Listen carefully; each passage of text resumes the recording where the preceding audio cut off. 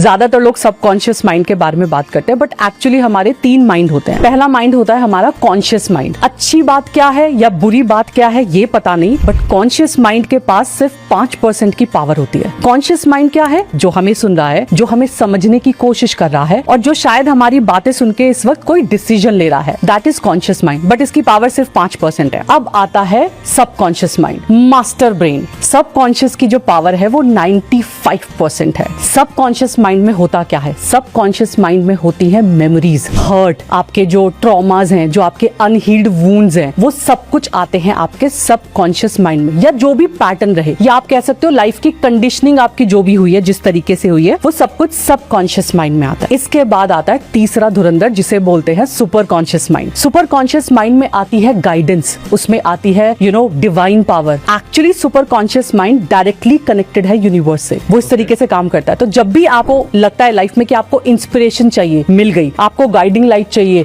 मिल गई, आप यूनिवर्स से जो मांग रहे हो मिल गया, तो समझ जाइए कि आपका सुपर कॉन्शियस माइंड बहुत अच्छे लेवल पे काम कर रहा है और वो डायरेक्ट यूनिवर्स से कनेक्टेड है। तो इस तरीके से काम करता है। आप समझते हैं, कॉन्शियस माइंड कहता है कि मुझे पैसा कमाना है, सब कॉन्शियस माइंड कहता है कमा के दिखा, तेरे तो खानदान में किसी ने कमाया नहीं, तू कैसे कमा सकता है, तेरी इतनी वर्थ नहीं है, तेरी इतनी हैसियत नहीं है, तेरे पास इतनी बड़ी जॉब नहीं है जो तू पैसे कमा ले। तो कहने का मतलब ये है, अगर कॉन्शियस माइंड कुछ कह रहा है वो तभी पॉसिबल है लाइफ में जब सब कॉन्शियस माइंड अलाउ करता है, अदरवाइज वो हो ही नहीं सकता। जब अपने सब कॉन्शियस माइंड पे हम जीत हासिल कर देते हैं, तब हम सुपर कॉन्शियस माइंड तक जा सकते हैं। सब कॉन्शियस माइंड पे जीत हासिल अगर की जा सकती है तो वो होओपोनोपोनो से की जा सकती है। रीजन कि इस वापस से इस दुनिया में जो कुछ भी बाहर है वो हमारे अंदर है। और